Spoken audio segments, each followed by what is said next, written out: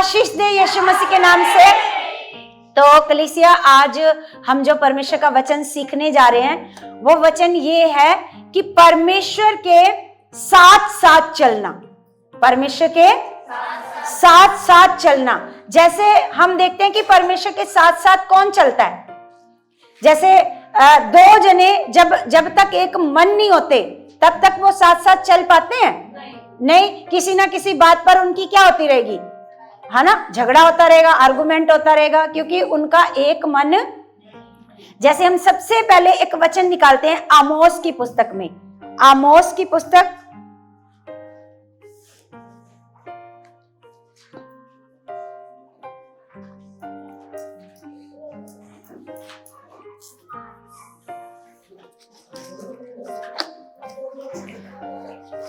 अगर किसी को वो पुस्तक मिले तो नंबर बताना, पेज 1065। आमोस 3 का हम पढ़ते हैं 3।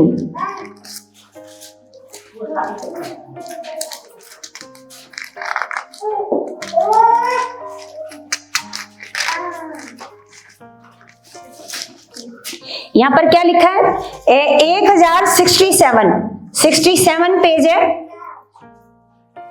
और यहां पर लिखा, यदि दो मनुष्य परस्पर सहमत ना हो तो क्या वे एक संग चल सकेंगे? है ना, क्या लिखा है यहां पर? क्या यदि दो मनुष्य परस्पर सहमत ना हो तो क्या वे एक संग चल सकेंगे? क्या सिंह बिना अहेर पाए वन में गरजेंगे?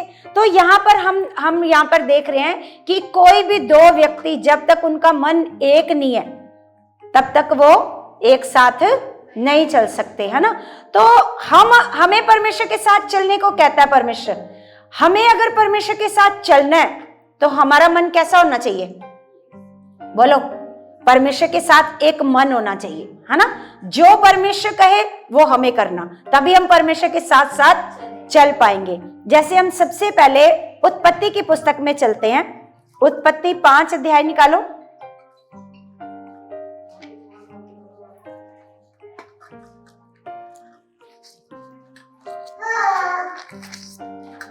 उत्पत्ति 5 का हम देखते हैं सबसे पहले परमेश्वर के दास, परमेश्वर के दास थे वो कैसे परमेश्वर के साथ साथ चले, है ना। हम उन सब के बारे में आज सीखेंगे कि वो किस प्रकार से परमेश्वर के साथ साथ चले।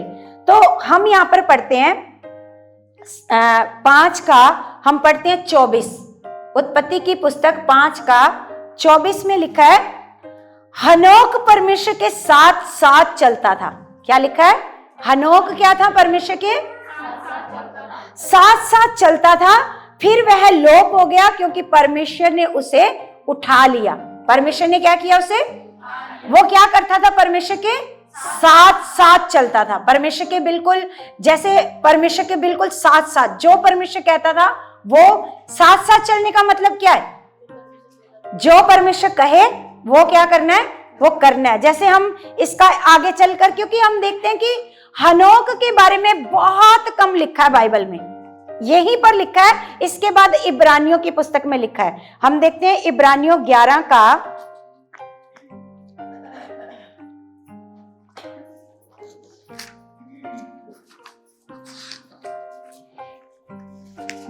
का हम पढ़ते हैं 5। यहां पर लिखा 313 नंबर पेज है, 313, 11 का 5। यहां पर लिखा, विश्वास ही से हनोक उठा लिया गया कि मृत्यु को ना देखे, है ना। विश्वास से क्या हुआ? हनोक उठा लिया गया, क्योंकि उसको ऐसे वो मरा नहीं, उसको जीते जी प्रभु ने क्या कर लिया? उठा लिया। लिखा विश्वास ही से, है ना। इसका मतलब वो कैसे चलता था परमेश्वर के साथ? कैसे चलता था?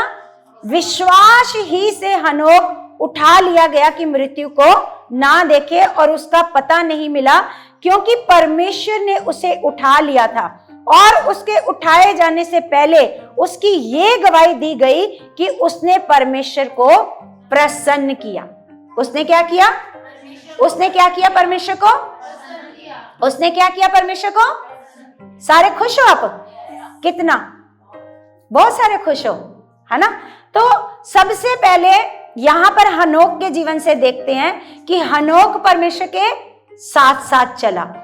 क्यों परमेश्वर के साथ साथ चला? क्योंकि उसने अपने जीवन से परमेश्वर को क्या किया? क्या किया? प्रसन्न किया। उसने अपने जीवन से परमेश्वर को खुश किया। क्योंकि हम यहां पर देखते हैं 11 का अगर हम 6 पढ़ते हैं तो लिखा है, और विश्वास बिना उसे प्रसन्न करना, है ना? विश्वास के बिना परमेश्वर को प्रसन्न करना क्या है? अन्न होना है। क्योंकि परमेश्वर के पास आने वाले को विश्वास करना चाहिए कि वह क्या विश्वास करना चाहिए? परमेश्वर है। और आगे लिखा अपने पास आने, क्योंकि परमेश्वर के पास आने वाले को विश्वास करना चाहिए कि वह है और अपने खोजने वालों को क्या देता है? अपने खोजने वालों को क्या देता है? अपने जो उसको खोजते हैं, जो उसको ढूंढते हैं, जो उसके लिए मेहनत करते हैं, जो सुबह उठते हैं प्रार्थना में। कितने लोग उठते हैं सुबह प्रार्थना में? कितने लोग? बाकी लोगों के हाथ नहीं खड़े। बाकी लोग क्यों नहीं उठते प्रार्थना में? मतलब ऐसे हाथ नहीं उठाना कि हाँ झूठा मूठा हाथ नहीं उठाना, कि सच में जो प्रार्थना में उठते हैं सुबह 5 बजे की प्रार्थना में, है ना? तो परमेश्वर के लिए जब हम कुछ करते हैं, अपने जैसे नींद को छोड़ना है, आराम को, क्योंकि आजकल तो सर्दियां आ गई है ना, और मन करेगा और सोने का, और मतलब वो समय हमारा मन नहीं करेगा उठने का। लेकिन अगर वो समय आप खुदा को दोगे, आप उठोगे, अपनी नींद को छोड़ दोगे, अपने बिस्तरे को क्या कर दोगे? छोड़ोगे, तो सच में आप परमेश्वर को प्रसन्न करने वाले बनोगे। क्योंकि परमेश्वर का वचन कहता है वो अपने खोजने वालों को क्या देता है? क्या देता है? अभी हम एक वचन और पढ़ेंगे, उत्पत्ति में फिर से दोबारा से जाएंगे। उत्पत्ति 6 अध्याय। हम यहां पर पहले हनोक के जीवन में देखा कि हनोक क्या करता था? परमेश्वर के साथ साथ चलता था। और 6 का हम आगे पढ़ते हैं।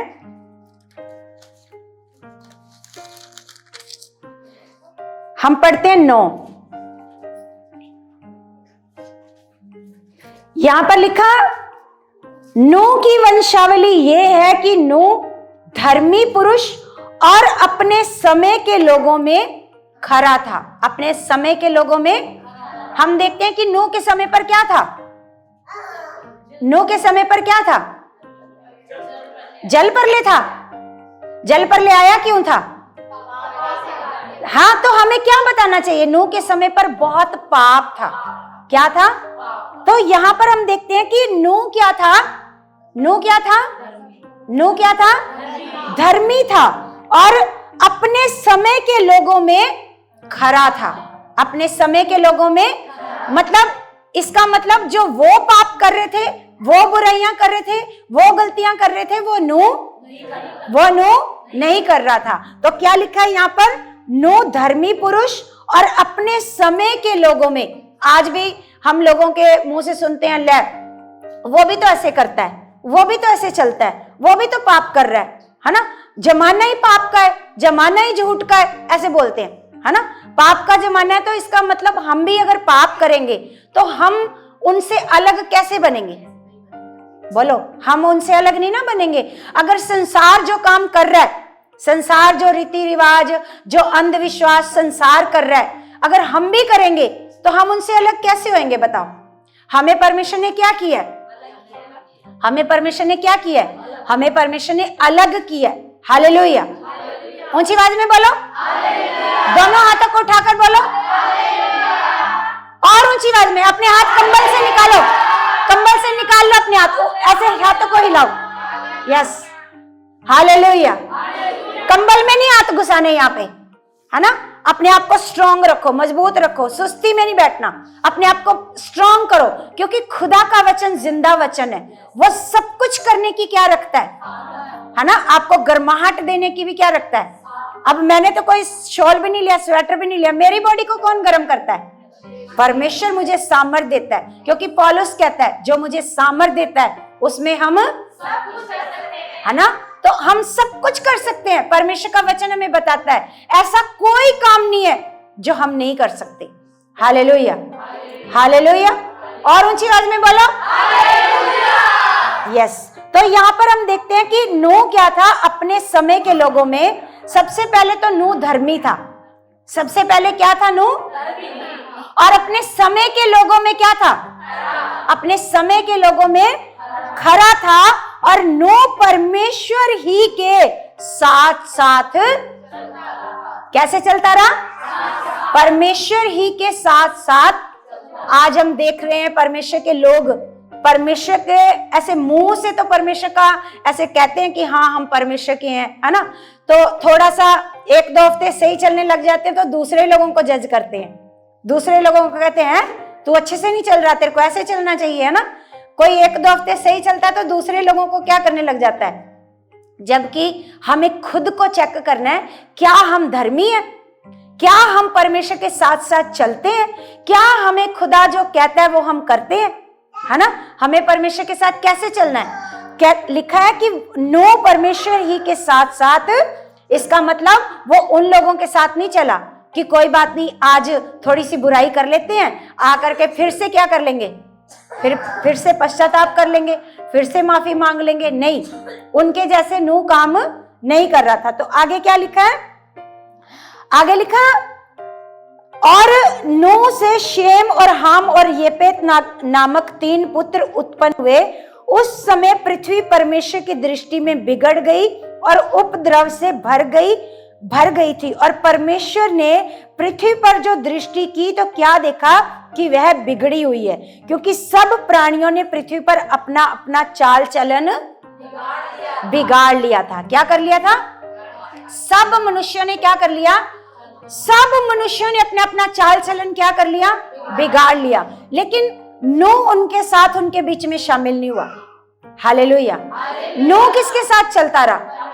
नूह हमेशा अपने परमेश्वर के साथ साथ चलता रहा। तो हम देखते हैं कि नूह की खराई, नूह की वफादारी से उसका परिवार बचा। जब परमेश्वर ने उसको जहाज बनाने को कहा तो आपने कहीं यहां पर पढ़ा है कि नूह के जो बच्चे थे वो भी खरे थे? है पढ़ा है कहीं पर कि जो नूह के बच्चे थे उसके 3 बेटे 3 बहुएं, जो उसके 3 बेटे और बहुएं थी, कहीं लिखा उसके बारे में कि वो भी खरे थे इसलिए वो बचाए गए? बोलो, नूह के बारे में तो लिखा है। अगर वो भी खरे होते तो उनका भी जिक्र आता कि वो भी कैसे चलते थे, वो भी कैसे चलते थे। इसका मतलब वो खराई से वो भी इसका मतलब उन लोगों के साथ बिगड़े हुए थे। लेकिन हम यहां पर देखते हैं कि नूह के कारण, अगर नूह धर्मी था, नूह का परिवार बचाया गया। उसकी पत्नी के बारे में भी नहीं लिखा कि उसकी पत्नी भी पूरी खराई से चलती थी। लिखा है? बोलो लिखा है? नहीं लिखा। उसकी पत्नी भी नहीं चलती थी, उसके बच्चे भी नहीं चलते थे। अगर वो चलते होते तो यहाँ पर उनका क्या होता? उनका जिक्र होता कि वो भी परमेश्वर के साथ साथ साथ चलते थे। हालेलुया, हालेलुया, ऊंची आवाज में बोलो। तो यहाँ पर हम देखते हैं कि लेकिन उसका पूरा परिवार बचाया गया जब जल पर ले आया। तो ये किस कारण से हुआ? नूह के कारण से। आज हम सोचते हैं कि नहीं मेरा परिवार तो अच्छे से नहीं चलता, है ना, तो आज हम सोचते हैं मेरे बच्चे तो अच्छे से नहीं चलते। लेकिन आप क्या चलते हो? अगर आप चलते हो, अगर आप उनके लिए, क्योंकि नूह ने जो जहाज बनाया वो अपने बच्चों को उसमें क्या किया? बैठाया।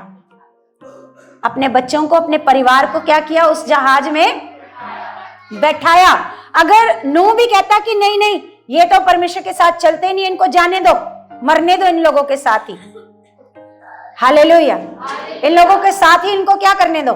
मरने दो। लेकिन नूह ने ऐसा, नूह ने क्या किया? उनको अपने साथ जहाज में बैठाया ताकि उनका भी जीवन बचे। तो हम देखते हैं कि नूह के विश्वास से, नूह के धर्मी होने से, नूह के परमेश्वर के साथ साथ चलने से क्या हो गया?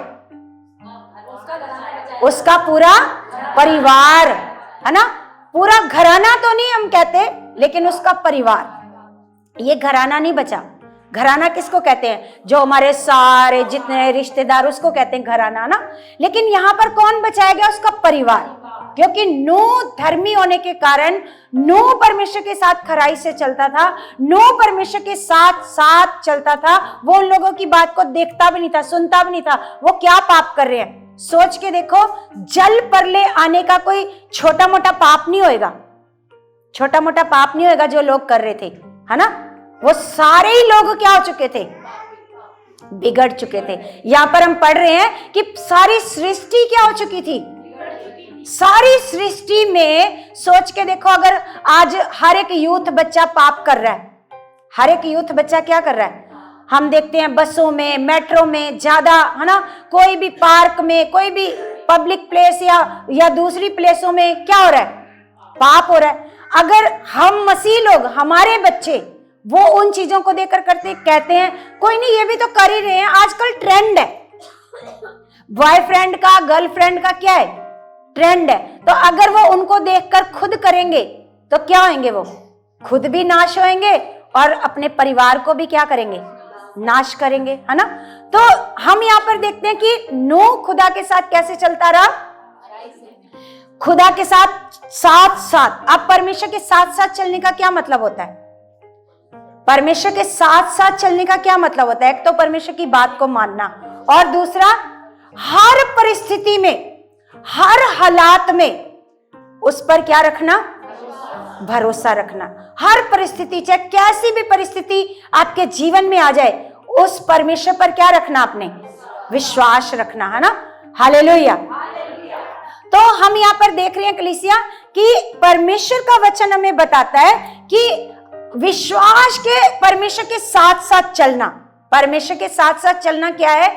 कि आपके जीवन में कोई हालात आ गया, कोई परिस्थिति आ गई, तो आपका विश्वास कमजोर नहीं होना चाहिए। बहुत सारे लोग क्या करते हैं? विश्वास छोड़ देते हैं, और बहुत सारे लोग परमेश्वर से क्या हो जाते हैं? दूर हो जाते हैं। सोच के देखो, जिन्होंने परमेश्वर को छोड़ा है, इधर देखो, सामने देखो सारे, हालेलुया। सोच के देखो, जिन्होंने परमेश्वर को छोड़ा है, उन्होंने क्या छोड़ा? अपना, उन्होंने क्या छोड़ा? अपना उद्धार। क्या छोड़ा? उद्धार। वो कभी भी स्वर्ग के राज्य में प्रवेश कर पाएंगे? नहीं कर पाएंगे। क्यों? क्योंकि वो परमेश्वर के साथ साथ, और परिस्थितियों आने पर क्या किया? उन्होंने परमेश्वर पर भरोसा, परिस्थितियां आने पर क्या कर दिया? परमेश्वर पर विश्वास नहीं किया। परमेश्वर पर हालातों में अपने विश्वास को क्या कर लिया? खो दिया। हालेलुया। इसलिए कभी भी वो व्यक्ति जो आज हालातों में है ना, तो अपने आप को और मजबूत करो परमेश्वर के वादों पर, कि उसके वादे क्या हैं?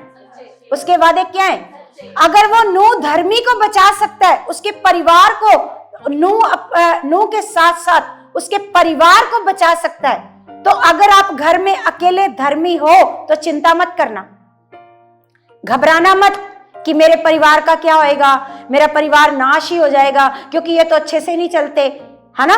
क्योंकि आपका काम है, परमेश्वर ने आपको काम दिया है। जैसे नूह ने उस परिवार को अपने साथ जहाज में बैठाया, आपका क्या काम है? आपका काम है उस परिवार को अपने साथ प्रार्थना में बैठाना। परमेश्वर के वो सुने ना सुने, परमेश्वर की बातें करते रहो, परमेश्वर की सामर्थ के बारे में बताते रहो। वो सुने या ना सुने, आप अपना काम करते रहो। Hallelujah, hallelujah. समझ आ रही बात? तो आगे हम अभी हमने हनोक के बारे में देखा, और हमने यहां पर किसके बारे में देखा? नूह के बारे में। अब हम देखते हैं अब्राहम के बारे में। 17 अध्याय,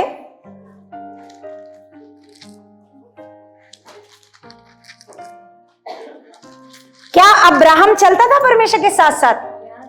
तो हम यहां पर देखते हैं 17 का 1 में लिखा है, जब अब्राम, यहां पर अब्राहम का नाम अभी अब्राम है। क्या है? क्या है अभी? तो यहां पर उसका नाम भी अब्राम लिखा हुआ है। क्या लिखा हुआ है? यहां पर लिखा, जब अब्राम 99 वर्ष का हो गया, तब यहोवा ने उसको दर्शन देकर कहा, मैं सर्वशक्तिमान ईश्वर हूं। क्या बोला?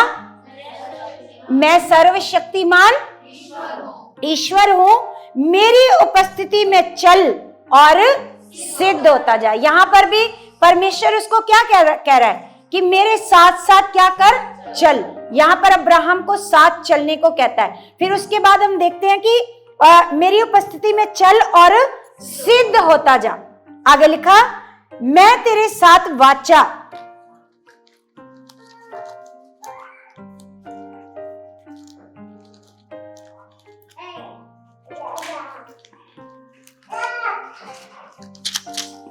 आगे लिखा, मैं तेरे साथ वाचा बांधूंगा और तेरे वंश को अत्यंत ही बढ़ाऊंगा। यहां पर अब्राहम को परमेश्वर क्या कह रहा है? परमेश्वर कह रहा है तू मेरी उपस्थिति में क्या कर, चल।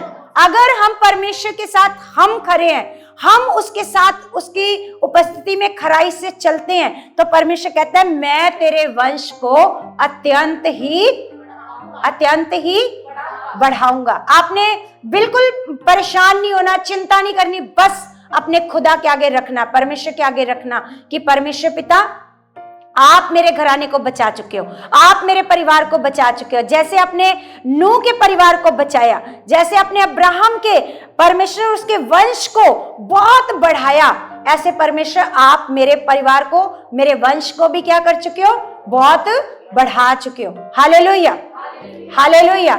तो यहां पर हम कलीसिया देख रहे हैं कि कैसे हमें परमेश्वर के साथ साथ चलना है। आप अपने आप को चेक करो, अपने आप को क्या करो, अपने आप को क्या करो, चेक करो, क्या आप परमेश्वर के साथ साथ चलते हो?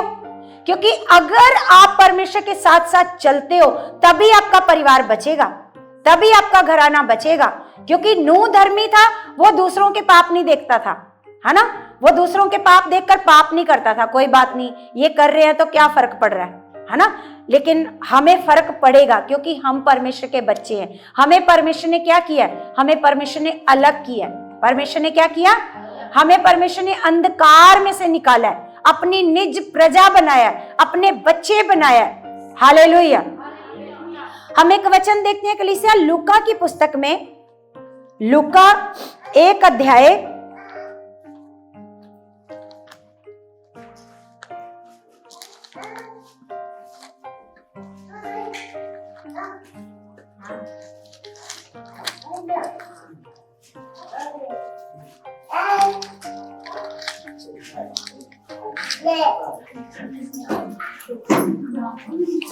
यहां पर हम देखते हैं 1 का अगर हम 5 पढ़ते हैं तो यहां पर लिखा, यहूदिया के राजा हेरोदेस के समय अबिया के दल में जकरिया नाम का एक याजक था और उसकी पत्नी हारून के वंश की थी। क्या थी?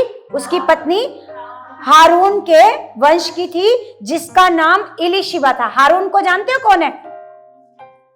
हारून कौन है? किसको पता है? हाथ खड़ा करो जिसको पता है। मूसा का भाई। तो ये उसके हारून के क्या थी? वंश की थी। तो लिखा उसका नाम क्या था? इलीशिबा।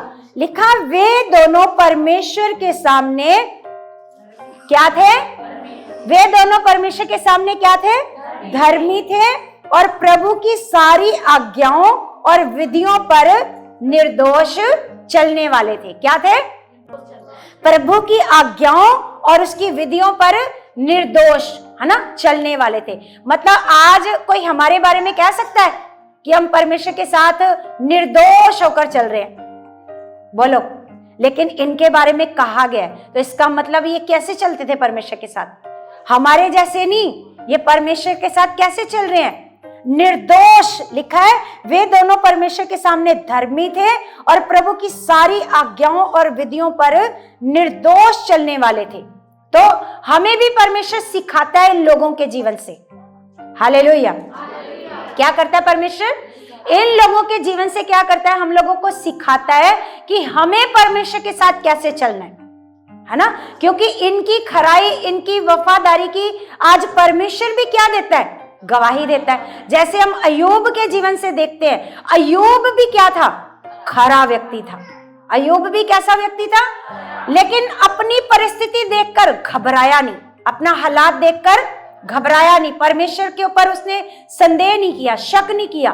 तो हम देखते हैं कि जो परिस्थिति देखकर घबराता नहीं है, परमेश्वर पर दोष नहीं लगाता, ये क्या कर दिया परमेश्वर, है ना, कोई भी परिस्थिति में भी परमेश्वर पर क्या रखता है? भरोसा। हर हालात में परमेश्वर के साथ साथ चलने का मतलब है हर परिस्थिति में अपने परमेश्वर पर क्या रखना। कोई हालात आ गया, चिंता मत करो, क्योंकि परमेश्वर का वचन क्या कहता है? जो परमेश्वर को प्रेम करते हैं सब बातें मिलकर उनके लिए क्या उत्पन्न करती हैं? क्या उत्पन्न करती हैं? अगर मान लो कोई हालात आ भी गया, बोलो कोई बात नहीं, ये मेरी भलाई है, इसमें कोई भलाई है, परमेश्वर मेरे को और बढ़ाना चाहता है, मेरे को लग रहा है इस हालात के द्वारा कुछ नया सिखाना चाहता है। हालेलुया। कोई भी परिस्थिति आए, आपका भरोसा परमेश्वर पर इतना सा भी कम नहीं होना चाहिए, आपका भरोसा और बढ़ना चाहिए। नहीं, मैं अकेली नहीं हूं। हालातों में परमेश्वर क्या कहता है? मैंने तो तुम्हें छोड़ दिया। परमेश्वर हालातों में भी कहता है मैं तेरे। अगर आप ये भरोसा करोगे कि हालातों में भी मेरा परमेश्वर मेरे साथ है, फिर आपका विश्वास कभी भी कमजोर नहीं होएगा। आप भी इन लोगों की तरह परमेश्वर के साथ साथ चलोगे, पूरी खराई से, पूरी वफादारी से। हालेलुया। हम इसमें एक वचन और देखते हैं कलीसिया, इसमें लूका की पुस्तक में ही देखेंगे 13 अध्याय 13 का हम पढ़ते हैं 10। अब आपने देखना कि हमें कैसे खुदा के साथ चलना है, कैसे हमने खुदा के घर में आना है, कैसे आनंद के साथ परमेश्वर के भवन में प्रवेश करना है। उसके परमेश्वर का वचन कहता है उसके फाटकों में कैसे प्रवेश करो? आनंद के साथ। उसके फाटकों में कैसे प्रवेश करो? आनंद के साथ प्रवेश करो। तो यहां पर हम देखते हैं कि यहां पर लिखा शब्द के दिन वह एक आराधनालय में उपदेश कर रहा था। कौन उपदेश कर रहा था? यीशु मसीह। कौन उपदेश कर रहा था? कईयों के मुंह नहीं खुलते, कईयों को पता ही नहीं चलता कौन उपदेश कर रहा था, है ना। तो आगे लिखा वहां एक स्त्री थी जिसे 18 वर्ष से एक दुर्बल करने वाली दुष्ट आत्मा लगी थी। कितने साल से? 18 साल से एक दुर्बल करने वाली दुष्ट आत्मा लगी थी और वह कुबड़ी हो गई थी। क्या हो गई थी?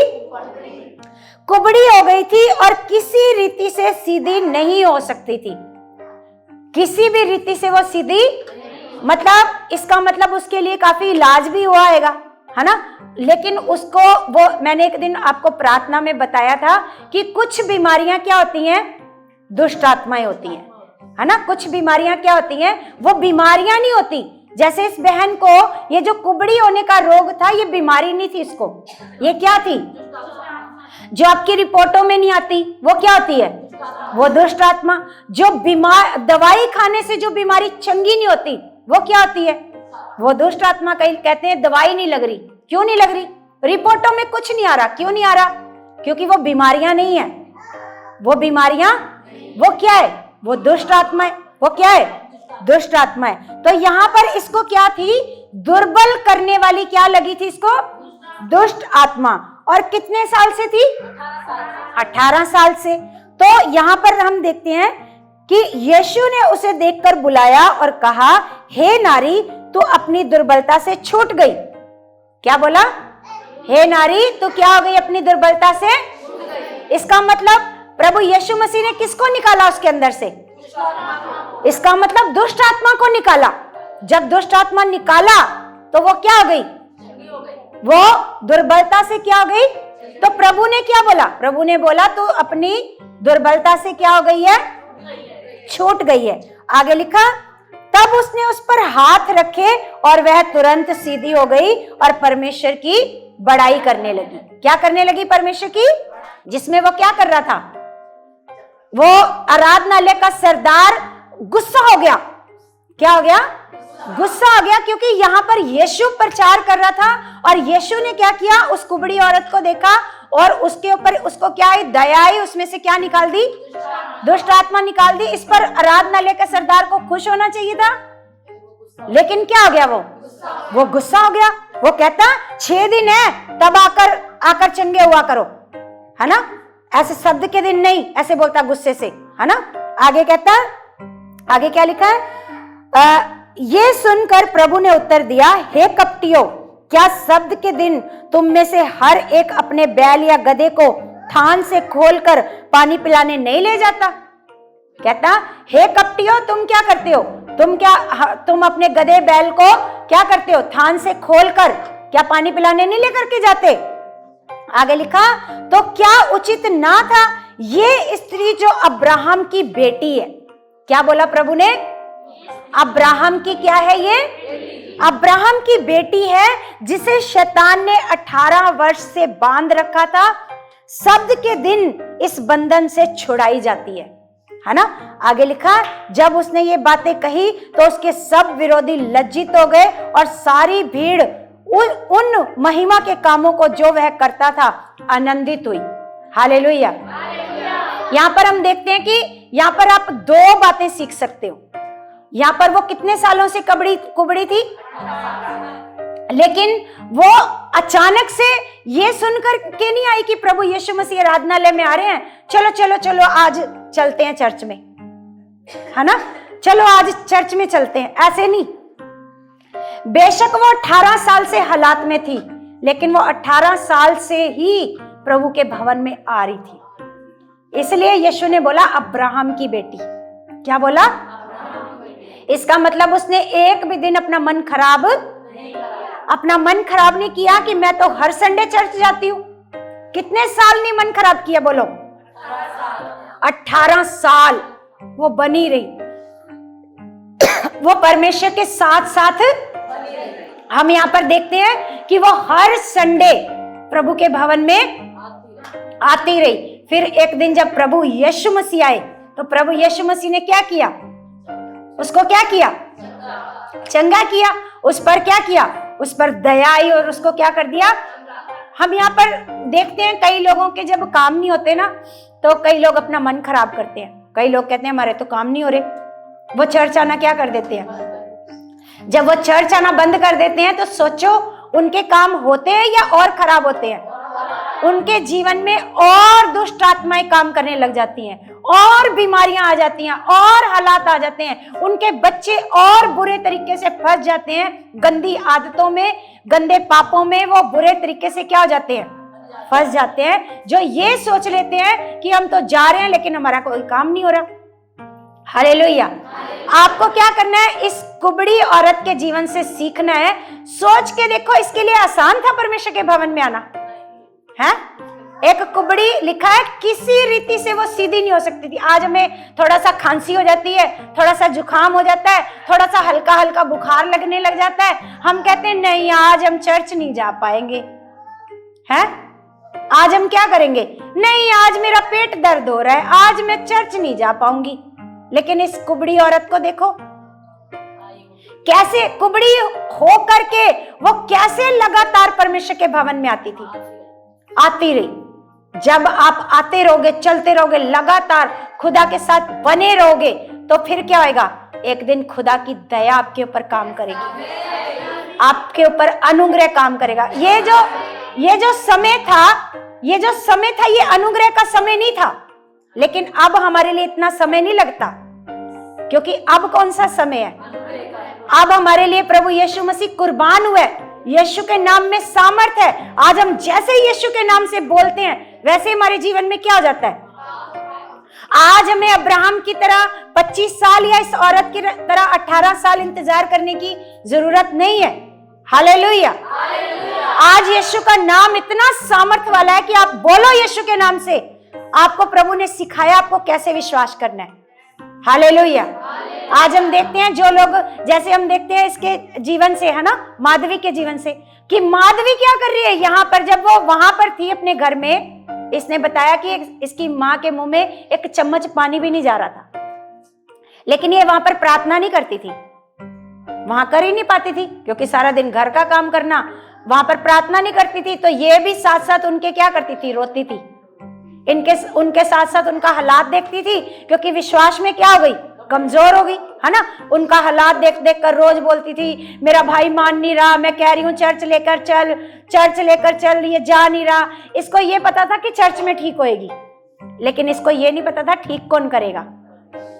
परमेश्वर करेगा, और वो तुम्हारे विश्वास से करेगा। जब ये यहाँ पर आई है ना, तो वहां पर तो कोई काम नहीं करा परमेश्वर ने। जब ये वहां पर थी, कोई चंगाई हुई उनके जीवन में? वहां पर कोई चंगाई नहीं हुई। लेकिन जब ये यहाँ पर आई, इसको मैंने सिखाया, उत्साहित करा कि तू यहाँ पर बैठ और प्रार्थना कर। तेरी प्रार्थना करने से वो चंगे होंगे, तेरे रोने धोने से वो चंगे नहीं होंगे। कैसे? एक नियम है खुदा का। परमेश्वर को हम कैसे प्रसन्न कर सकते हैं? कैसे प्रसन्न कर सकते हैं? हैं? ये देखो, अभी हमने पढ़ा, विश्वास बिना उसे प्रसन्न करना। फिर भी लोग कह रहे प्रार्थना से। प्रार्थना से नहीं, परमेश्वर हमारे विश्वास से प्रसन्न होता है। और विश्वास कैसे आता है? विश्वास परमेश्वर का वचन सुनने थे, परमेश्वर के साथ जब हम रिश्ता बनाते हैं, परमेश्वर के साथ बैठते हैं, प्रार्थना करते हैं, तो हमारा विश्वास बढ़ता है। हमारा विश्वास क्या आता है? बढ़ता है। लेकिन जो प्रार्थना ही नहीं करते, उनका विश्वास हालातों में क्या हो जाएगा? कमजोर हो जाएगा। फिर वो हालात को देखकर घबराएंगे, फिर वो हालात को देखकर चिंता करेंगे, ले परमेश्वर ने तो कुछ भी अच्छा नहीं करा, ऐसे बोलेंगे, परमेश्वर के ऊपर दोष लगाएंगे। हालेलुया। लेकिन हमें खुदा का वचन बताता है, इस कुबड़ी औरत के जीवन से सीखो कि कैसे आपके जीवन में काम होंगे। तो मैं जैसे आपको बता रही थी, आप इसके जीवन से भी, क्योंकि ये तो पुराना समय हो गया, लेकिन आप इसके जीवन से देखो। जब ये यहाँ पर आई, इसने प्रार्थना करनी शुरू की और इसने अंगीकार करना शुरू किया अपने मम्मी। और आपको पता है, पहले इसकी मम्मी को वो रोग था, फिर इसके पापा को भी हो गया कैंसर का रोग, है ना। और खाना पीना बंद हो गया और लग रहा था कि अब ये बचेगी, क्योंकि कितने हॉस्पिटल से जवाब हो गया था? 5-6 हॉस्पिटल से क्या हो गया था? जवाब हो गया था। तो जब जवाब हो जाता है तो क्या बंदा सोचता है कि अब ये बचेगा नहीं, है ना। तो 1 महीने का डेट दिए थे कि 1 महीने बाद ये क्या हो जाएगी? खत्म, क्योंकि इनकी मम्मी का कैंसर जो है वो बढ़ चुका था, है ना। लेकिन अब जब ये लगातार उनके लिए अंगीकार करने लगी, लगातार उनके लिए प्रार्थनाएं करने लगी, घोषणाएं करने लगी, नहीं परमेश्वर आपने मेरी मम्मी को चंगा कर दिया, ये रोग बीमारियां है ही नहीं, है ना। क्योंकि परमेश्वर पक्षपात नहीं करता किसी का भी पक्षपात नहीं करता। कोई ज्यादा सुंदर है उसका काम करेगा, कोई ज्यादा पैसे वाला है उसका काम करेगा, है ना। किसी का भी पक्षपात नहीं करता। वो क्या देखता है? आपका विश्वास चेक करता है। आपका विश्वास कैसा है? आप कैसे खुदा के साथ चलते हो, कैसे परमेश्वर के साथ चलते हो। जब आपका मन वो देखता है, क्योंकि कईयों को हम देखते हैं कि कईयों को परमेश्वर आशीष देता है, कई परमेश्वर से आशीष मांगते हैं। मान लो कई लोग परमेश्वर से जॉब मांगते हैं, पिता परमेश्वर हमें अच्छी जॉब दे। जब परमेश्वर उनको अच्छी जॉब दे देता है, वो परमेश्वर को ही छोड़ देते हैं, वो खुदा की संगति में आना ही क्या कर देते हैं? बंद कर देते हैं। फिर बहाने मारते हैं, वो कहते हैं हमें छुट्टी नहीं मिल रही, हमें यहाँ जॉब तो दे दी परमेश्वर ने। सोच के देखो, जो परमेश्वर जॉब देता है तो परमेश्वर क्या चाहता है आपके जीवन से? जॉब के साथ साथ आदर चाहता है, जॉब के साथ साथ ये चाहता है कि आप परमेश्वर की आज्ञाओं पर खराई से चलो। ऐसा नहीं कि अब जॉब आ गई, आशीषें आ गई, अब परमेश्वर को ही भूल जाते हैं, है ना। अब कई बहनें बच्चे मांगती है, परमेश्वर हमें बच्चे दो, हमारी शर्मिंदगी को दूर करो। और जब परमेश्वर उनको बच्चे दे देता है, फिर वो संगति में नहीं आती, वो कहती है हमसे आया ही नहीं जाता। वो क्या कहती है? अब 2-2 बच्चों को लेकर हम कैसे चलें? ऐसे बहाने।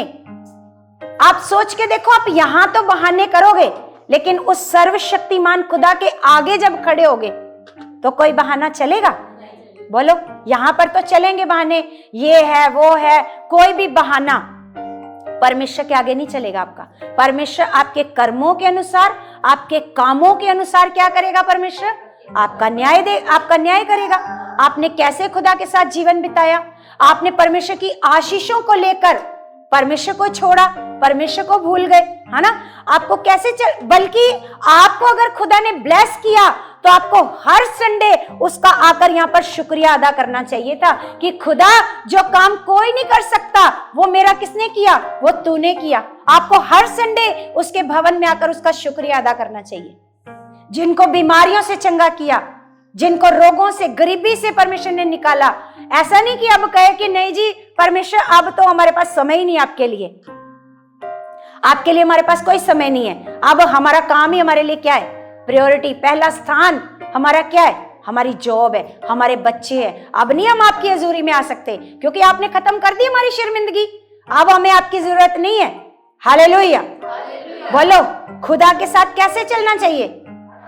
खराई से आपको, बल्कि जितना खुदा का शुक्र करो उतना ही क्या है, कम है कि खुदा ने आपको वो तकलीफों से निकाला है, वो दुख से निकाला है जो आपको कोई नहीं निकाल सकता था।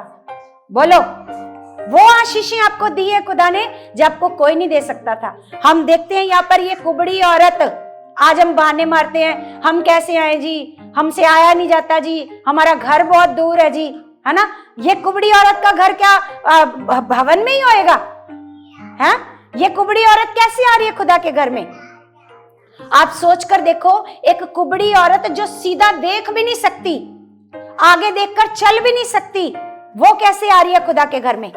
बोलो, कैसे शुक्रिया अदा कर रही है, जबकि उसका कोई काम नहीं हो रहा। आपके तो काम किए हैं खुदा ने, इसका तो कोई काम भी नहीं हो रहा, फिर भी अपने मन को खराब नहीं करती। कैसे आ रही है खुदा के घर में? परमेश्वर उन लोगों की गवाहियां लिखता है यहाँ पर। हालेलुया। उन लोगों की क्या लिखता है यहाँ पर? यहाँ पर वो गवाह बनते हैं। देखो ये कुबड़ी स्त्री का विश्वास कैसे ये प्रभु के द्वारा क्या हो गई, चंगी हो गई। कैसे हम देखते हैं हनोक खुदा के साथ चला, कैसे नूह खुदा के साथ चला, कैसे अब्राहम खुदा के साथ चला, कैसे इलिशिबा है ना खुदा के साथ चली, परमेश्वर के साथ साथ वफादारी से। Hallelujah, hallelujah. जैसे मैं आपको ना एक गवाही बताती हूँ, जब हम नए नए प्रभु में आए, तो जब हम नए नए प्रभु में आए, आपने भी बहुत सारे लोगों ने मेरे मुंह से पहले ये गवाही सुनी होगी कि हमारे जो स्पिरिचुअल फादर है उनको परमेश्वर ने एक जगह इस्तेमाल किया। वो औरत पूरी कोढ़ था उस औरत को, और 17 साल हो गए थे उसको कोढ़, और अपने बिस्तर पर ही लेटी रहती थी, कोई भी उसके बिस्तर के पास भी नहीं जाता था, इतनी गंदी बदबू उसके पास से आती थी, इतना उसको कोढ़ का रोग हो गया, है ना।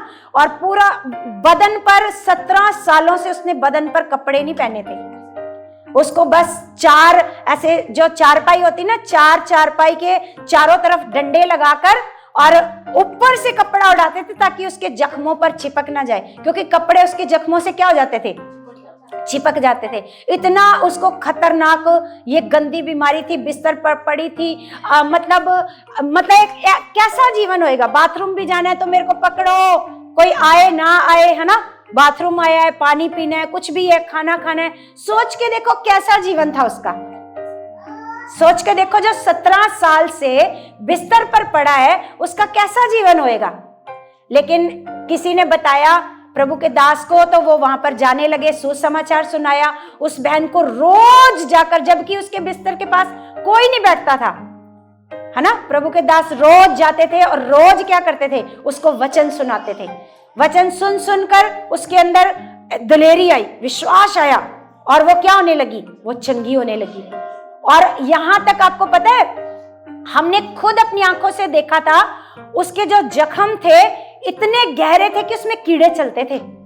कीड़े, जब कीड़े चलते थे ना, हमने खुद कीड़ों को देखा उसके बिस्तर पर चलते हुए, कीड़े चलते थे। और जब काटते थे ना कीड़े, अब कीड़े उसका मांस खा रहे हैं, तो काटेंगे उसके मांस को, तो वो रोती थी, चीखती थी, चिल्लाती थी, बहुत चिल्लाती थी, लेकिन कोई उसकी सुधि लेने वाला, कोई उसको चंगा करने वाला नहीं था। लेकिन प्रभु के दास ने जब उसके लिए मेहनत करी और वो हील होना शुरू हो गई। आपको पता है, वो 15 दिनों में उसके जो जख्म थे वो सूख गए। हालेलुया। 15 दिनों में उसके जख्म सूख गए। और जब वो मतलब 15 दिनों के बाद ऐसे वो चप्पल भी नहीं पहन पाती थी, चप्पल भी। 15 दिनों के बाद वो प्रभु के घर में ऐसे संगति में आई, है ना। खुदा के दास तब घर में ही संगति करते थे, तो संगति में आई, तो तब वो उसको कंबल उड़ाकर लाए थे, कपड़े नहीं पहने थे उसने, कंबल उड़ाकर उसको संगति में लेकर के आए थे। उसने पहली बार वो संगति सुनी, 17 सालों के बाद वो पहली बार अपने घर से निकली। हालेलुया। जब उसने संगति सुनी, ये 2011 की बात है, 2011 में, है ना। तो जब उसने संगति सुनी, उसके अंदर और हियाब आया, क्योंकि संगति क्या करती है हम लोगों को, हमें लगता है नॉर्मल है संगति, नहीं, हियाब बढ़ाती है, हमें दलेरी देती है, हमें हील करती है, हमारे सारे हालातों से हमें क्या करती है, आजाद करती है। लोगों को लगता है हम कोई बात नहीं, हम घर में बैठे हैं, हम ऑनलाइन सुन रहे हैं। ऑनलाइन आपके लिए नहीं है, ऑनलाइन उनके लिए है जो विदेशों में बैठे हैं, जो सरहदों पर हैं, जो अपनी ड्यूटियां कर रहे हैं, साथ साथ ऑनलाइन क्या करते हैं, वो संगति सुनते हैं। हालेलुया। आप लोगों के लिए नहीं आलसी बनकर अपने घर पर बैठो और बोलो हम तो ऑनलाइन क्या करते हैं, सुनते हैं। आपके लिए नहीं है। आपको परमेश्वर ने कहा 6 दिन अपना कामकाज करो और 7वें दिन क्या करो, भवन में आओ, खुदा की महिमा करो, स्तुति करो, वचन सीखो, वचन में बढ़ो। हालेलुया। बुलंद आवाज में बोलो। तो जब वो बहन आई पहली बार तो और परमेश्वर ने उसको चंगाई दी, है ना। फिर वो कपड़े पहनने लग गई, कपड़े अब उसके बदन से चिपकते नहीं थे, है ना। तो फिर वो संगतियों में आई, संगतियों में आना उसने शुरू कर दिया, क्योंकि खुदा का धन्यवाद किया कि परमेश्वर ने उसको इस जीवन से क्या किया, निकाला है। उस समय ये हमारे वहां पर संगति में ये पहली गवाही बनी थी, बड़ी गवाही। छोटी मोटी तो बनती थी, लेकिन ये बड़ी गवाही बनी थी। तो लोग क्या करते थे, जब सुनते थे तो उस औरत को देखना चाहते थे, कि उसके गांव भी जाते थे, उसके गांव में जब संगति होती थी तो गांव भी जाते थे लोग, उस औरत को देखना चाहते थे कि कैसे परमेश्वर ने ऐसे इस औरत को कैसे चंगा किया। आपको पता है उसने क्या किया, औरत ने, वो घर पे ही नहीं मिलती थी, वो औरत संगति में ही नहीं आती थी।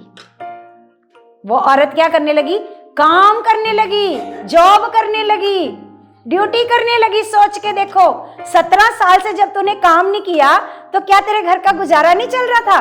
अब इसको क्या करना चाहिए था, इसको बताना चाहिए था कि देखो मैं हूं जिसको मेरे परमेश्वर ने क्या किया है, कोढ़ से चंगा किया, कोढ़ से। लोगों के लिए गवाह बनना चाहिए था।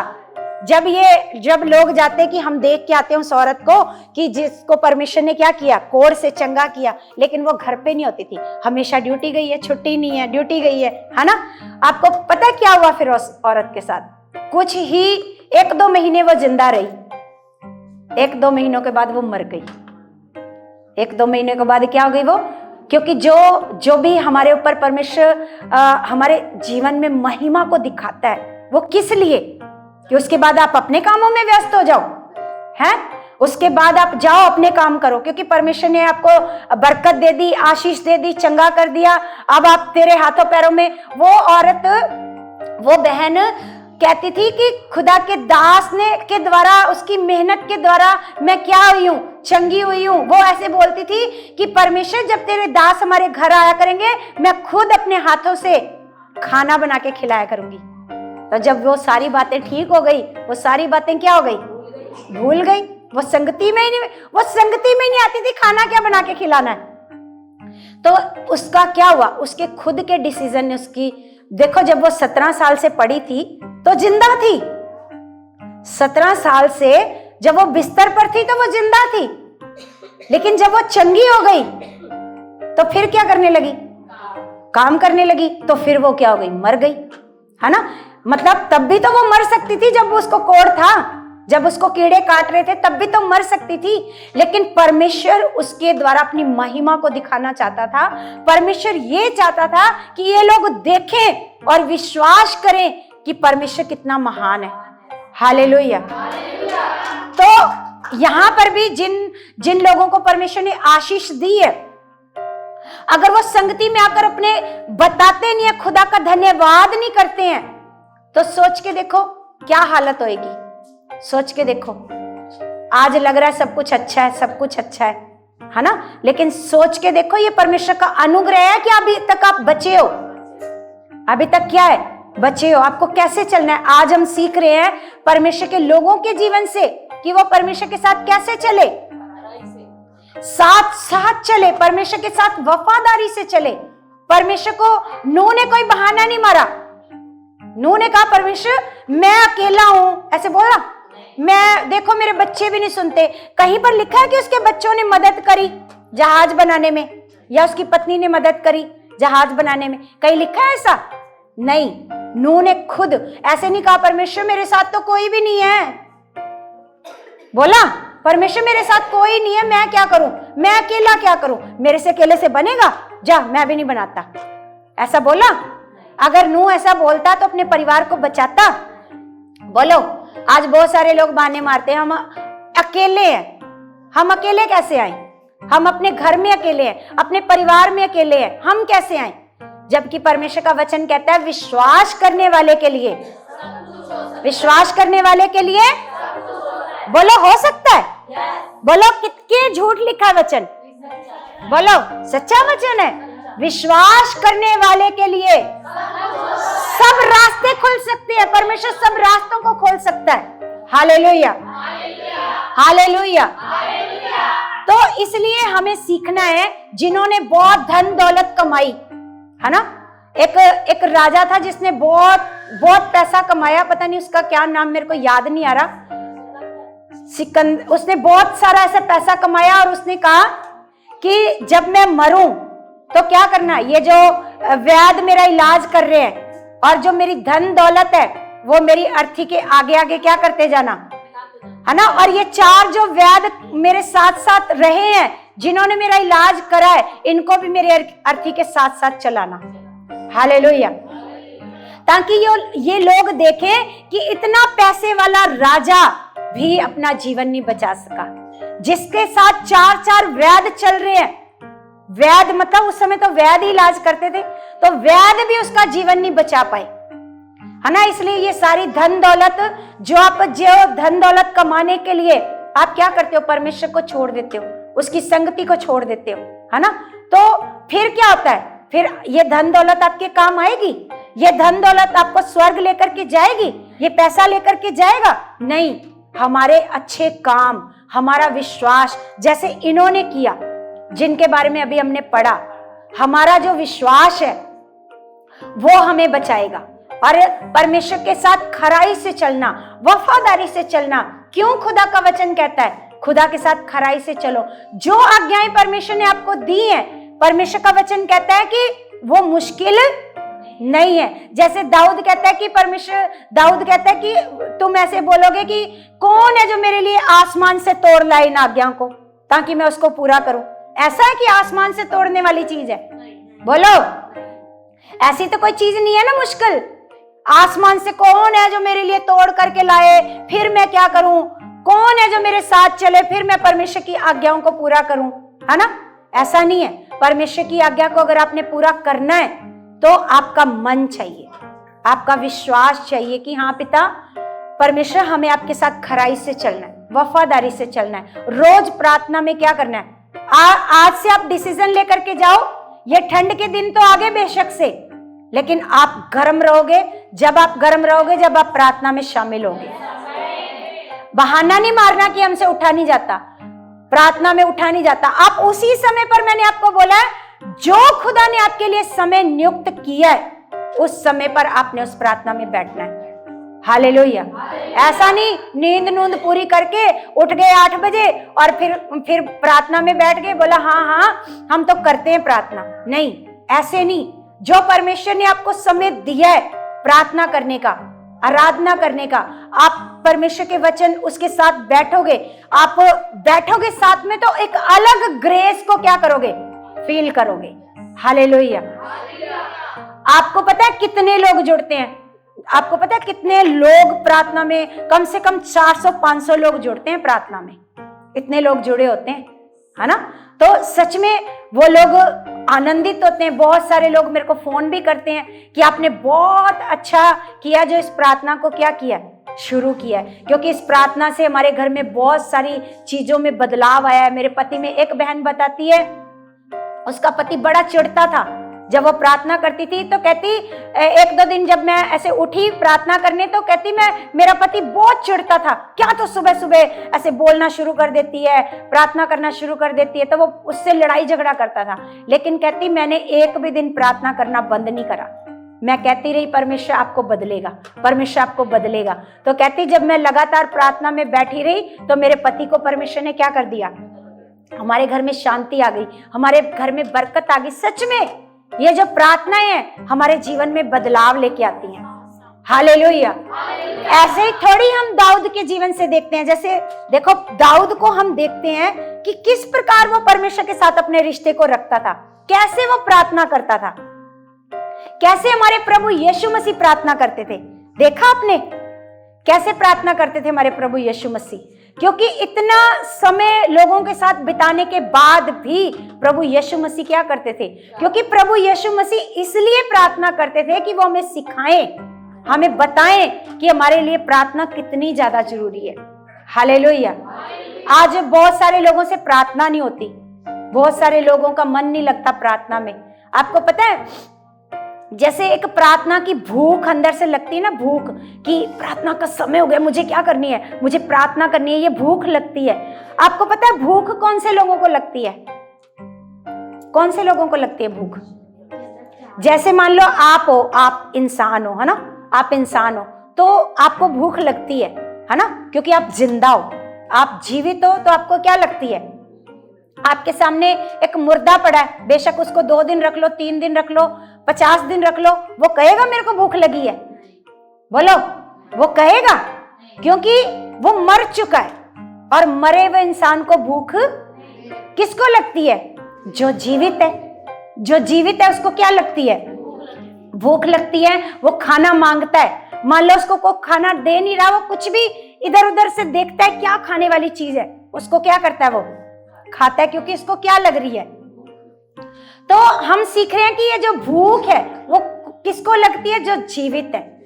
तो अगर आपको प्रार्थना की भूख नहीं लग रही है, इसका मतलब क्योंकि आप आत्मिकता में क्या हो?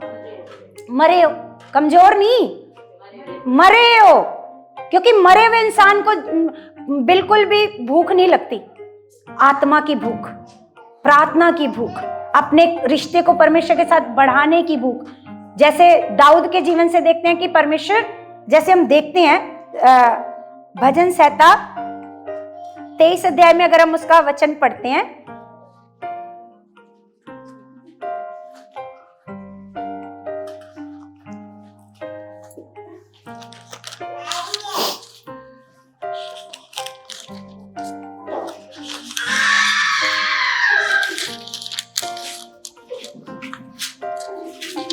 नहीं 23 में नहीं है, कौन से में है कि जैसे हिरनी पानी को तरसती है, ऐसे परमेश्वर मैं तेरा प्यासा हूं।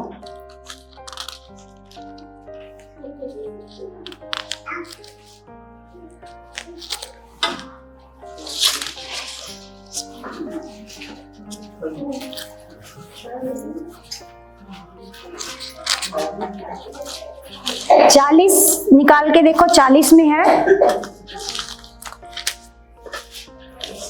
हाँ 42 में। तो यहां पर लिखा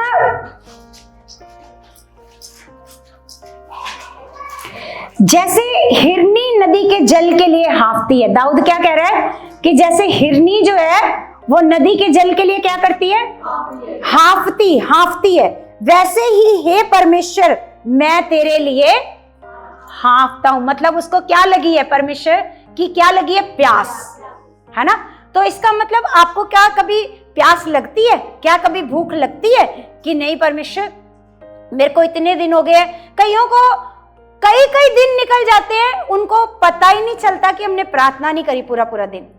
कईयों को पता नहीं चलता, फर्क ही नहीं पड़ता, है ना, क्योंकि पता नहीं चल रहा कि उनको क्या हो गया। उनको पता ही नहीं है कि मैंने इतने दिन हो गए प्रार्थना नहीं करी, है ना। उनकी बॉडी को भी पता नहीं चलता कि मैंने इतने दिन हो गई है प्रार्थना नहीं करी। क्यों? आत्मा में वो क्या हो चुके हैं? मरे हुए हैं। आत्मा में मरे हुए इंसान को कभी भी प्रार्थना की भूख नहीं लगेगी और कभी भी प्रार्थना की प्यास। तो आत्मा में परमेश्वर ने आपको बोला है, अगर तुम परमेश्वर के आत्मा के द्वारा जीवित हो तो उसमें चलो भी। हालेलुया। अगर आपको खुदा ने आत्मा के द्वारा क्या दिया है? जीवन। आपको जो नया जीवन दिया है, परमेश्वर ने आपको पापों का जीवन खत्म करके आपको परमेश्वर ने नया जीवन दिया है। तो परमेश्वर ये कहता है अब तुम आत्मा के द्वारा क्या हो? जीवित हो। अब आत्मा के द्वारा चलो भी। अगर हम आत्मा के द्वारा नहीं चलेंगे तो वो जो जीवन हमें मिला है धीरे धीरे, क्योंकि आत्मा की खुराक, आत्मा का खाना है परमेश्वर का रिश्ता, परमेश्वर के साथ प्रार्थना और वचन। अगर आप उसको उसका खाना नहीं दोगे तो आत्मा आपके अंदर क्या हो जाएगी? मरी है। वो कोई बात नहीं करेगी, कोई चीत नहीं करेगी, ऐसे चुप करके बस आपके अंदर है। कोई आपको बताएगी नहीं, सही रास्ता नहीं बताएगी, आपकी अगुवाई नहीं करेगी, परमेश्वर का आत्मा कुछ नहीं बताएगा आपको। हालेलुया। समझ में आ रही बात? कितनों को समझ में आ रही है? सबको नहीं आ रही? सबको आ रही है। तो क्योंकि परमेश्वर का वचन हमें बताता है, जैसे हिरनी नदी के जल के लिए हाँफती है, वैसे ही हे परमेश्वर मैं तेरे लिए हाँफता हूं। लिखा, जीवते ईश्वर, हाँ परमेश्वर का मैं प्यासा हूं। परमेश्वर का मैं क्या हूं? मैं कब जाकर परमेश्वर को अपना मुंह दिखाऊंगा? क्या कहता है दाऊद? कहता मैं कब जाकर परमेश्वर को क्या करूंगा? अपना मुंह दिखाऊंगा। लिखा, मेरे आंसू दिन और रात मेरा आहार हुए हैं, और लोग दिन भर मुझसे कहते रहते हैं, तेरा परमेश्वर कहाँ है? तेरा परमेश्वर कहाँ है? ये स्मरण करके मेरा प्राण शोकित हो जाता है कि मैं कैसे भीड़ के संग जाया करता था, और जय जयकार और धन्यवाद के साथ उत्सव करने वाली भीड़ के बीच में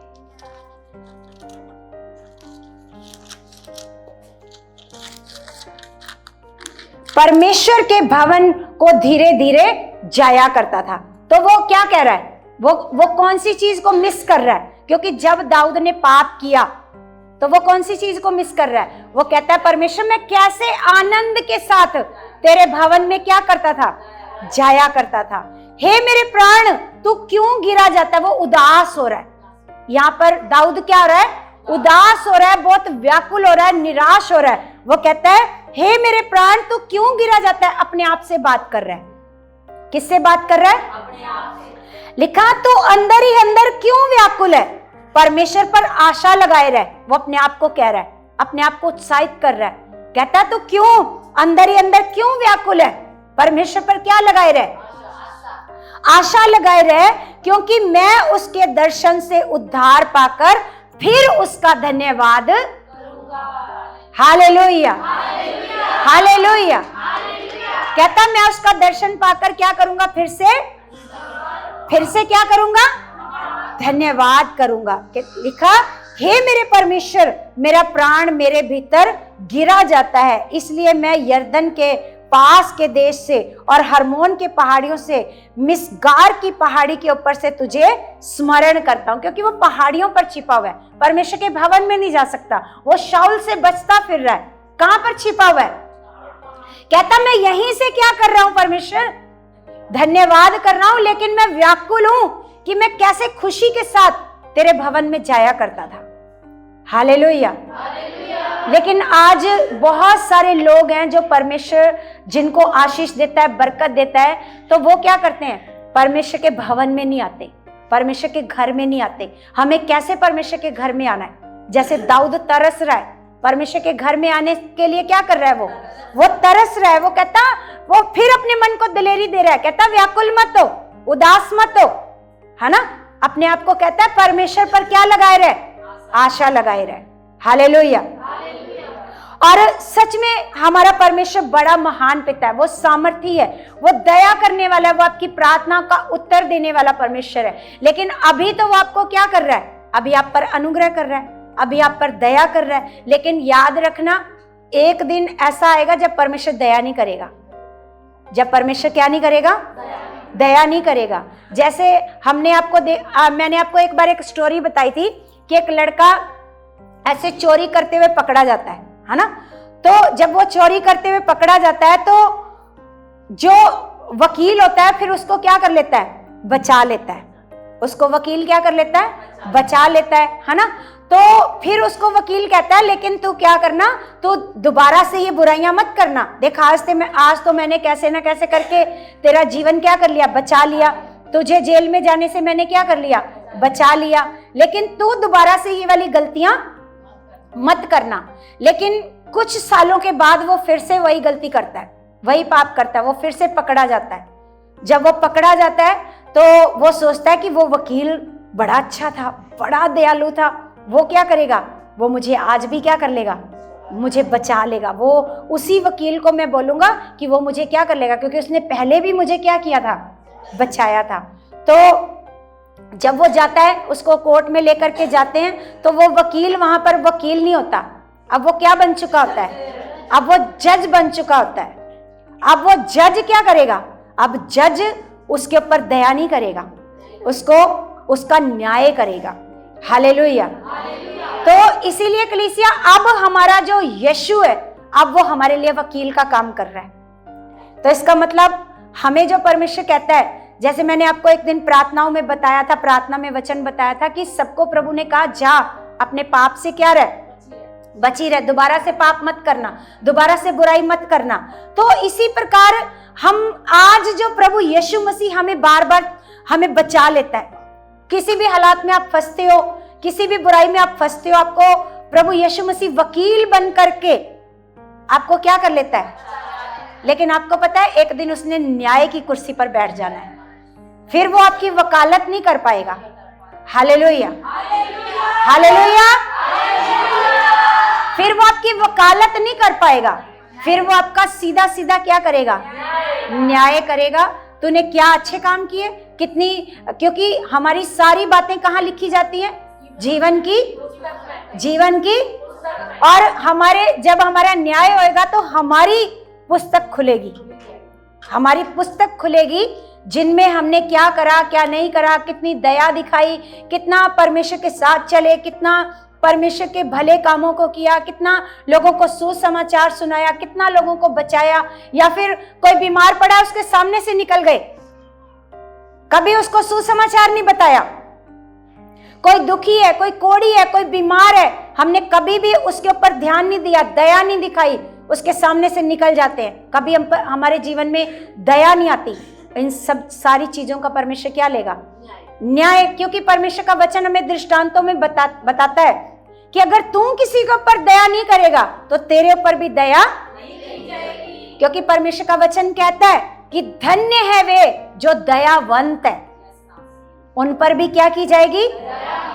है ना। अगर आपको कोई पड़ोस में बीमार है, कोई आपका रिश्तेदार बीमार है, लेकिन आपका फर्ज है उसको सुसमाचार देना। अगर वो माने ना माने वो उसकी मर्जी है, लेकिन आपका काम क्या है? सुसमाचार देना आपका काम है। आपने अपना काम करना है। क्या आपने अपना काम खराई से किया? क्या आपने अपना काम वफादारी से किया? क्या आप यही सोच रहे हो पहले मैं तो चंगा हो जाऊं, पहले मेरे बच्चे तो बदल जाएं, पहले मेरा पति तो बदल जाए? क्या यही सोचते रह गए? उसको क्या जाके बताऊं? है ना, वो बोलेगा तेरे घर में। अरे जो आपको खुदा ने काम दिया है आप करो। आपका ये सोचने का काम नहीं है कि मैं तो पहले बदल जाऊं, मेरा घर तो बदल जाए, मेरे बच्चे तो बदल जाए। आपका काम है, परमेश्वर ने आपको भले कामों के लिए क्या किया है ना। और परमेश्वर कहता है मां के गर्भ में रचने से पहले मैंने तेरे ऊपर क्या लगाया? चित्त लगाया। मैंने तेरे ऊपर क्या लगाया? चित्त लगाया। मां के गर्भ में जाने से पहले आपके ऊपर परमेश्वर ने क्या लगाया? आप ऐसे ही थोड़ी चुने गए हो, आपके ऊपर बड़ा अनुग्रह किया है। हमें लगता है ये नॉर्मल सी बात है, हमें इसने बताया और हम चर्च में आने लगे। नहीं, बहुत सारे लोग हैं जिनको लोग सुसमाचार देते हैं, लेकिन वो अपना मन नहीं बदलते। हालेलुया। लेकिन आपने अपना मन बदला। आप इसके लिए पिता का धन्यवाद करा करो कि परमेश्वर मैंने तेरे वचनों पर विश्वास किया। कि पिता, बहुत सारे लोगों ने सुना होगा, आपके मुंह से भी बहुत सारे लोगों ने वचन सुना होगा। क्या वो हैं भवन में हैं? क्या वो खुदा के साथ चल रहे हैं? नहीं ना चल रहे। लेकिन आपके ऊपर खुदा ने क्या किया? चित्त लगाया आपके ऊपर। आप ऐसे ही नहीं आज खुदा के घर में हो, क्योंकि परमेश्वर की ये दया है। क्योंकि परमेश्वर का वचन कहता है कि वो अपने लोगों को, पवित्र लोगों को परमेश्वर की पवित्र संगति में बुलाता है। वो आपको बुलाता है। ये उसका अनुग्रह है, ये उसकी दया है आपके ऊपर। हमारी कोई योग्यता नहीं है। परमेश्वर का वचन कहता है कि मैंने जगत के मूर्खों को क्या किया है? जगत के मूर्खों को चुना है ताकि ज्ञानवानों को क्या कर सके? लज्जित कर सके। हम उनको ये बता सकें कि देखो, मेरे को खुदा ने ऐसा मन दिया कि मैं आज भी खुदा के साथ चल रही हूँ, मैं आज भी खुदा के साथ वफादारी से चल रही हूँ, है ना। आप लोगों को बता सको। हालेलुया। तो सच में कलीसिया, आज हम परमेश्वर के वचन से सीखते हैं कि कैसे हमें खुदा के घर में होना चाहिए या बहाने मारने चाहिए। बोलो, होना चाहिए या बहाने मारने चाहिए? हमें खुदा के घर में होना चाहिए, परमेश्वर की आज्ञाओं को पूरा करना चाहिए, जैसे भी परमेश्वर आपको कहता है, जैसे भी आपको सीखे, कि खुदा एक दिन आपकी वफादारी देखेगा। क्योंकि जैसे परमेश्वर का वचन कहता है कि नूह उन दिनों में उन सब से क्या था, उन सब से अलग था, और वो क्या था, खरा था। वो क्या था, वो खरा था, वो खराई से चलता था। हालेलुया। इसलिए हमें भी कैसे चलना है, कोई कैसे भी चलता है, कोई आ रहा है संगति में, आप ये नहीं बोलोगे ले वो तो आते नहीं है, हम क्यों जाए, ऐसे बोलते हैं ना, ले वो कौन सा जाते हैं हर संडे, हम भी नहीं जाएंगे हर संडे, ऐसे बोलते हैं। लेकिन अगर जिस दिन न्याय होएगा तो वो आपका न्याय होना है, हमारी किताब खुलनी है। हम कितने संडे आए हैं, हम कितना खराई से चले, कितना जैसे परमेश्वर के साथ वफादारी से चले। हालेलुया। कितना आपने अपने अंदर से बुराइयों को खत्म किया, कितना अपने अंदर से झूठ को खत्म किया। या हम क्या करते हैं, छोटी छोटी बातों पर भी क्या करते हैं, झूठ बोलते हैं, है ना। छोटी छोटी बातों पर क्या करते हैं, झूठ बोलते हैं। कितना अपने अंदर से अपने झूठ को, बुराई को, क्योंकि परमेश्वर का वचन कहता है कि परमेश्वर अपने लिए ऐसे आराधकों को ढूंढता है जो आत्मा से और कैसे, आत्मा से और सच्चाई से उसकी आराधना करे। इसका मतलब परमेश्वर अपने लिए सच्चे आराधक ढूंढता है, जो सच्चे हो, झूठे नहीं। छोटी छोटी बात पर झूठ बोलना, जहां पर नहीं भी बोलना चाहिए वहां पर भी क्या करना। जैसे मान लो आपको यहां पर कोई मैसेज बताया, आगे जाते जाते वो पता नहीं मैसेज कितना बदल जाता है, उसमें क्या मिल जाता है, झूठ। उसमें जैसे हवा ने क्या किया, हवा ने जो जब मैसेज दिया शैतान को, उसने कहा नहीं, परमेश्वर ने हमें कहा है इस पेड़ के फल ना तो खाना और ना इसको क्या करना। क्या बोला था उसने, क्या क्या मिक्स किया।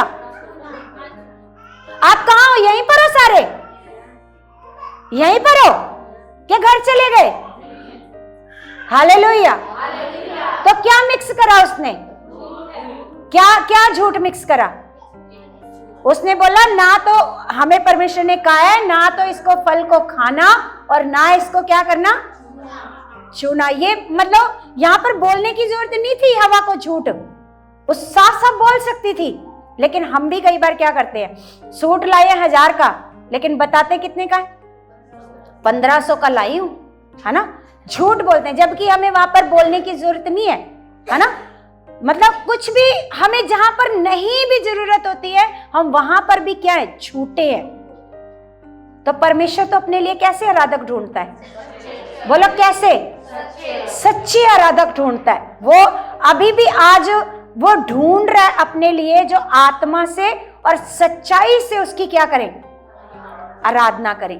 तो आज आप डिसीजन लेकर के जाओ कि खुदा कि आज जो मेरे अंदर आदत है, सच्चाई से बोलो हाँ मेरे अंदर आदत है कि मैं एक बात को 10 मिलाकर बताती हूं, है ना।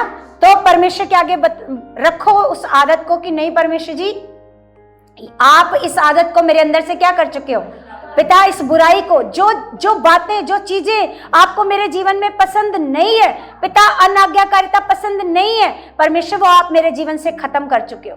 जैसे ज्यादातर बच्चे क्या करते हैं, बच्चे झूठ बोलते हैं, जाते कहाँ है, बताते अपने माँ बाप को कहाँ है ना।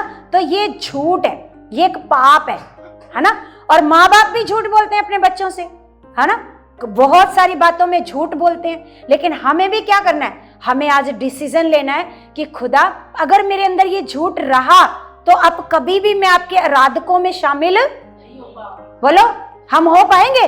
परमेश्वर जिन आराधकों को ढूंढ रहा है उन आराधकों में हम शामिल हो पाएंगे, सारे बोलो नहीं। तो हमें क्या करना है, आज हमें परमेश्वर के आगे रखना है कि पिता आप मेरे जीवन को सच्चाई से भर चुके हो पिता, ये झूठ वाली बुरी आदत, ये गंदी दुष्ट आत्मा आप मेरे जीवन से क्या कर चुके हो, ये दूर कर चुके हो। सच्चाई से चलूं परमेश्वर, सच्चाई से, पूरी खराई से, पूरी वफादारी से परमेश्वर मैं आपके साथ चलूं। आप आज रखो खुदा के आगे, आज करो अपनी आंखों को बंद कि हाँ परमेश्वर जी, यस पिता परमेश्वर, कोई भी, क्योंकि मुझे परमेश्वर ऐसा आराधक बनना है जिसको आप ढूंढ रहे हो, जिसको आप ढूंढ रहे हो परमेश्वर, मुझे ऐसा आराधक बनना है मेरे परमेश्वर जी मेरे महान पिता, आप मेरे जीवन से इस झूठ की बुरी आदत को आप मेरे जीवन से दूर कर चुके हो, आप मेरे जीवन से दूर कर चुके हो। यस, और खुदा आपके जीवन में काम कर चुका है, परमेश्वर आपके जीवन में काम कर चुका है। और सच में कलीसिया, हमारा परमेश्वर इतना महान है कि हमें परमेश्वर का वचन बताता है कि हमें परमेश्वर के साथ कैसे चलना चाहिए, कैसे परमेश्वर के साथ। आपको पता है, जब हम प्रार्थना करते हैं, परमेश्वर के सामने बैठते हैं, तो परमेश्वर हमें बताता है हमें कैसे अपने पिता के साथ रिश्ता मजबूत करना है, कैसे हमने प्रार्थना में बढ़ना है, कैसे प्रार्थना में आपको बढ़ना है। क्योंकि सच में ये जो प्रार्थना है, यही है जो हमें इन बुराइयों से आजाद कर सकती है। क्योंकि अगर आपके जीवन में प्रार्थना नहीं है, तो आप कभी भी इन बुराइयों से आजाद नहीं हो सकते। आप चाहते हो आजाद होना, लेकिन आपका जीवन प्रार्थना का जीवन नहीं है, तो आप कभी भी आजाद नहीं हो सकते। अगर हमारा जो रोज का जीवन है, हमारा रोज का जीवन कैसा होना चाहिए, उसमें प्रार्थना का एक महत्व होना चाहिए। क्या होना चाहिए? एक प्रार्थना का क्या होना चाहिए? महत्व होना चाहिए। अगर सच में ऐसा अगर आप करोगे, तो पता है आपको क्या कितने लाभ परमेश्वर देगा। हमें क्या होएगा, हमें जो परमेश्वर की बातें हैं, जैसे आज बहुत सारे लोगों को भूल जाती हैं वो सारी बातें। आज मैं पूछूंगी ना, आज मैं किसी से भी पूछ लूंगी आज हमने क्या सीखा, है ना, तो किसी को नहीं पता होएगा, किसी को नहीं पता होएगा। काजल सिस्टर, क्या सीखा आज हमने, बताओ।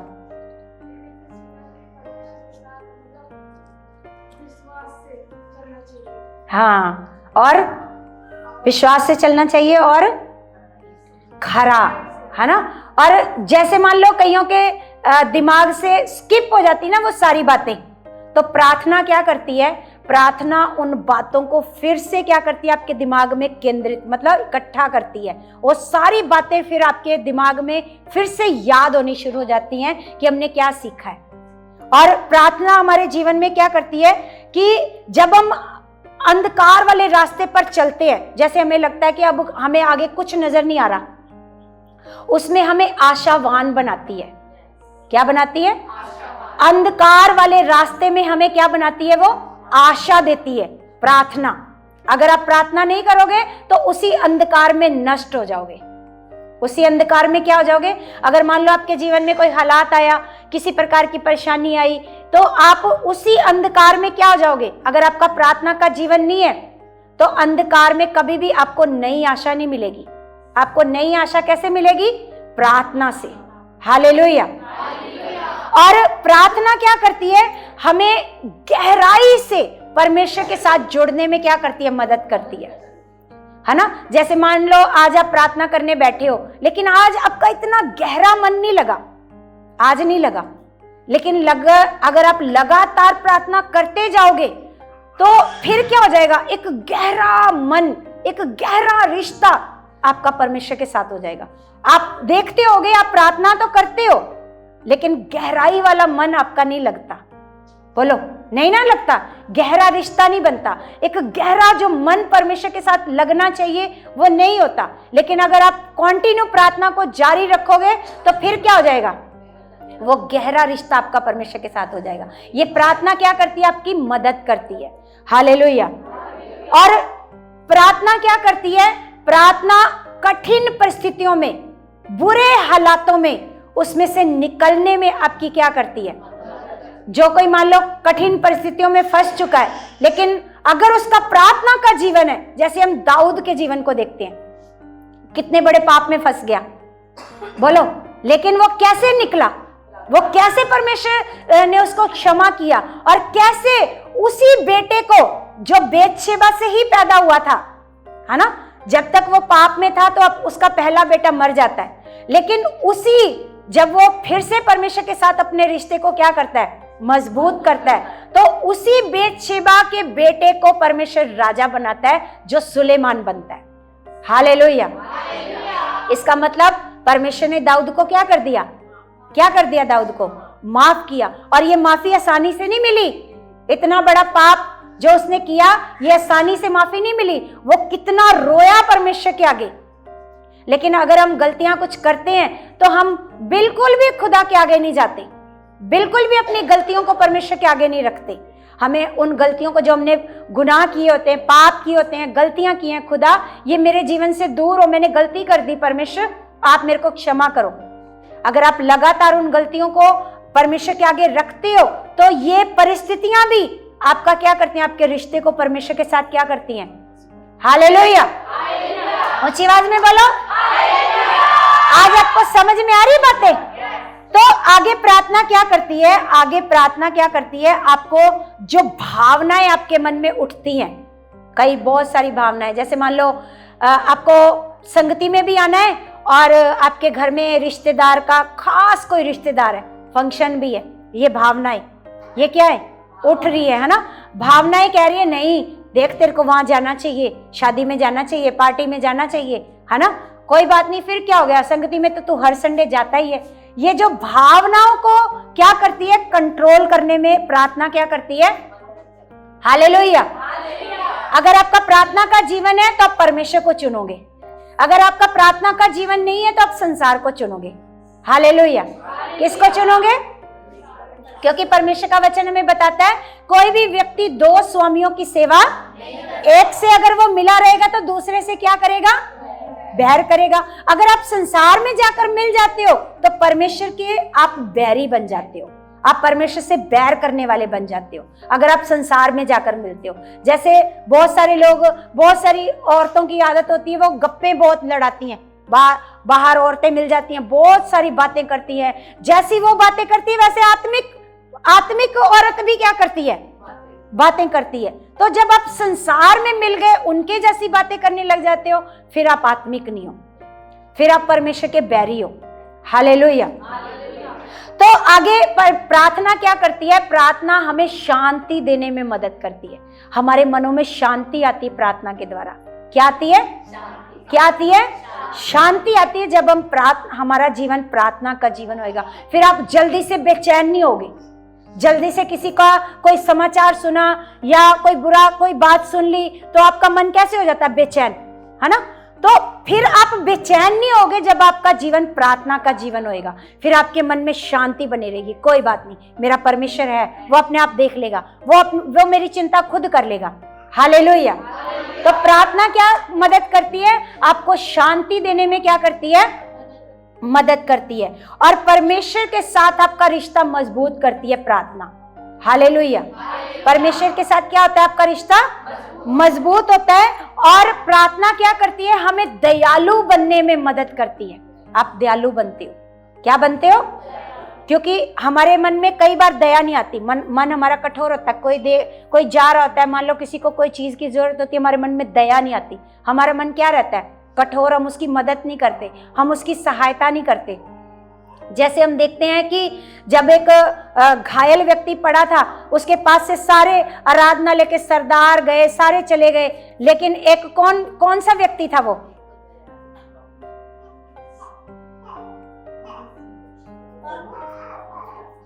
कौन सा व्यक्ति था जिसको परमेश्वर के ऊपर, उस व्यक्ति के ऊपर दया आई?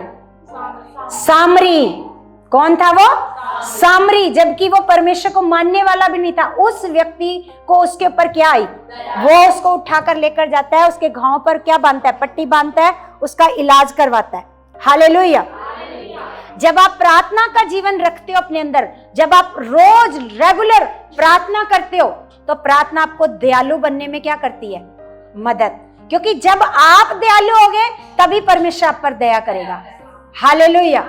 परमेश्वर का वचन कहता है धन्य है वे जो दयावंत हैं, उन पर दया की जाएगी, उन्हीं पर दया की जाएगी जो दयावंत हैं। और जो अपना मन कठोर करके इधर उधर चले जाते हैं, ध्यान नहीं देते, कोई बीमार पड़ा है, कोई दुखी है, इसको कोई पानी मांग रहा है, ध्यान नहीं देते, पानी मांग रहा है। कोई घर में बीमार पड़ा होता है, वो पानी मांग रहा होता है, घर में नहीं बच्चे पानी देते, सुनते नहीं। कोई बीमार है, अच्छा आज आपको तकलीफ हो रही है, चलो मैं आपका सर दबा दूं। कहां पर दर्द हो रहा है, चलो। बच्चों के अंदर दया नहीं आती। अगर आपके अंदर आज दया नहीं है, अगर आज अपने माता पिता पर आपको दया नहीं आ रही, तो आपको भी कल को माता पिता बनना है, क्योंकि परमेश्वर का वचन सच्चा है। वो कहता है धन्य है वे जो दयावंत है, उनके ऊपर दया की जाएगी। हालेलुया। हालेलुया।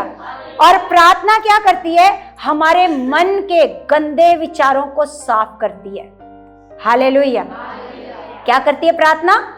जो गंदे विचार आते हैं ना, जो शैतान देता है, गंदे विचार, बुरे विचार, किसी का बुरा करना, किसी को गाली बकना, किसी के बारे में बुरा भला बोल देना, वो तो ऐसा ही है, अच्छा हुआ उसके साथ ऐसा हो गया, है ना। कईयों का आप सुनते हो उसके साथ ऐसा हो गया, अच्छा हुआ, बहुत बुरा था, बड़ा घमंडी था, मेरे बारे में ऐसे ऐसे बोलता था। आपके मन में क्या आता है? बुरे विचार डालता है कि तो उसके बारे में बुरा बोल, है ना। तो इसलिए ये गंदे विचार जब खत्म होते, जब हम प्रार्थना में क्या करते हैं? बढ़ते हैं। ये बुरे गंदे विचारों को साफ करने में क्या करती है प्रार्थना? मदद करती है। हालेलुया। तो सच में कलीसिया, आज जो खुदा ने वचन के द्वारा सिखाया है, क्या वचन के द्वारा सिखाया? सबसे पहले क्या वचन सिखाया था? परमेश्वर को आप कैसे प्रसन्न कर सकते हो? जब आप परमेश्वर के साथ साथ चलते हो। जब आप परमेश्वर के हर परिस्थिति में क्या कर रखते हो? विश्वास। और परमेश्वर के साथ साथ चलने वाले व्यक्तियों का जीवन भी आपने देखा, है ना, कैसे उन्होंने अपने घराने को बचा लिया। उन्होंने क्या किया?